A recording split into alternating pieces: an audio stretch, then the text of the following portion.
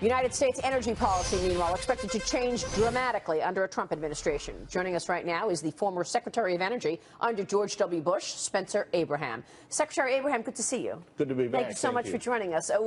Donald Trump's website vows he will, quote, rescind all job-destroying Obama executive actions. What Obama policies do you believe are stunting the growth of the U.S.? Well, I think that the focus that the Trump administration will will begin with are things like the Keystone Pipeline, where the president has the authority to approve that pipeline. There's another pipeline in the Dakota line that could be approved, job-creating opportunities.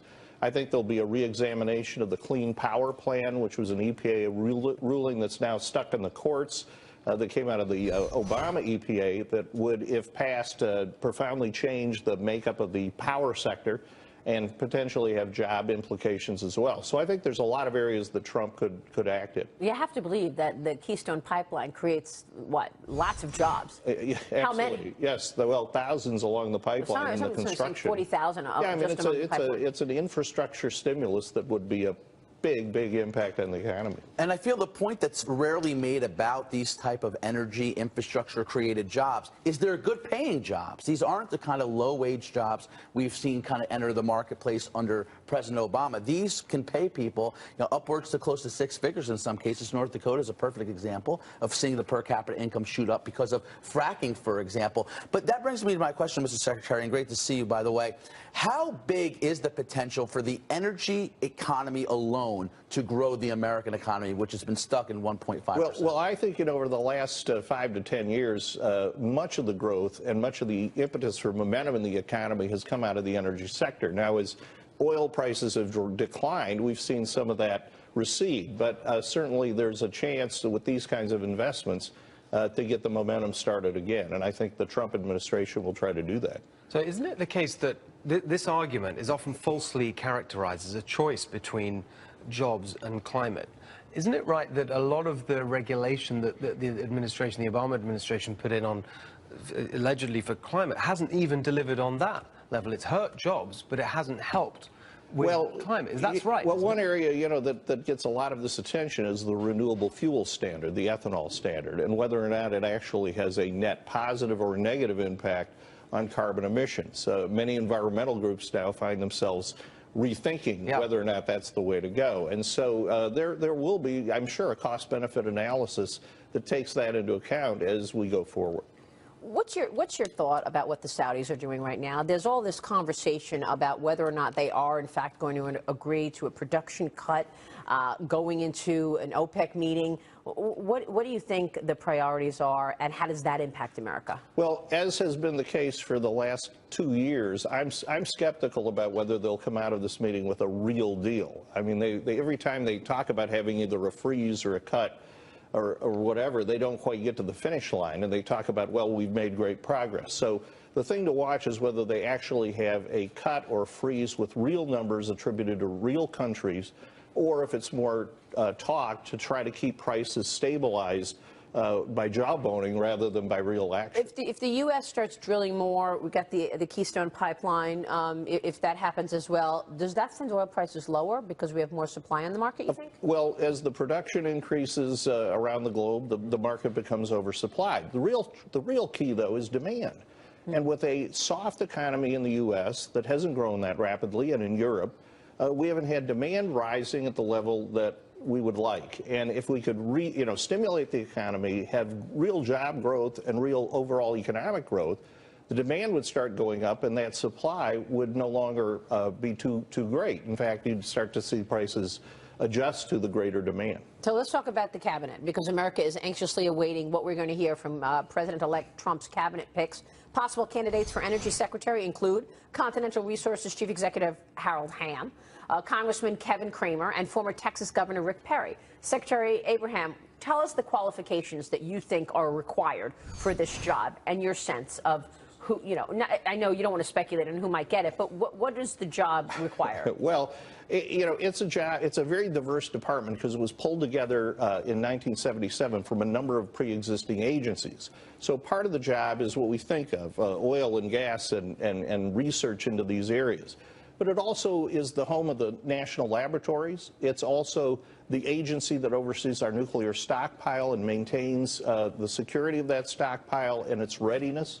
It's also the agency that handles non-proliferation work around the globe to try to protect the world from a nuclear accident. And so it's a job that requires really a lot of diverse skill sets. No one person is going to have strength in all those areas, but I think some of the candidates being mentioned certainly could do the job well. What's the sort of orthodoxy within the department, in the bureaucracy itself? Are they extremely pro-climate, the climate change agenda, or more open to a different approach? Well, you know, that's a good question. And what I discovered when I arrived there in 2001 was that after 8 years of the Clinton administration, a number of the areas, the nuclear energy division, the fossil energy division, who had been ignored or decreased in size during the previous 8 years, welcomed a new administration. And that probably is where you're going to see it now. You're going to see some areas that feel they'll get more attention, and the people working there will be happy about it. You'll have others who will feel that maybe their priorities will be diminished. They may not be happy about it, but I suspect that as a department, they will pull together. And I had great camaraderie with the career people that worked in the department across the board. They're very able professionals, and I think they'll do the job regardless of who the president or the secretary might be. We were looking at those pictures of a huge oil find in Texas. What's your take on that? Well, the Permian Basin, which I think is where this new find is, you know, is the route, really, the principal route for the United States to increase its energy independence. And the Permian's already our greatest long-term producer. This is you know, further evidence that that's where the U.S. oil world is going to be centered, and the companies operating there are going to do very well. Interesting, because we hear about shale so much in other parts of the country. You think it's going to be here? Well, the Permian is, you know, probably the lowest cost area for shale production in the United States, and it's also, as we're discovering, that perhaps the richest in terms of total mineral deposits. We talk a lot about energy independence based on our resources. I don't think we talk enough about American energy dominance. I do think at some point, if we change some of our policy and allows, for example, the importation of liquefied natural gas into the global marketplace, we could actually dominate the world energy market. On the other side, you ever hear people talk about anything even close to that? It's more about environmental justice and almost environmental power, or environmental issues. Sometimes it seems give people on the left the control to do whatever they want, because it's otherwise you hate the environment. Well, the interesting thing, when I was secretary, the fuel of the future that was embraced by the environmental movement and others was natural gas. The price of it was increasing, so therefore there wasn't that much development going on. But people said, boy, if we could only be more gas focused in our energy mix, that'd be great, because natural gas emits just half the carbon that coal does. Now that we have a lot of natural gas and it's cheap, suddenly it's become unpopular. And pipelines aren't popular, fracking's not popular.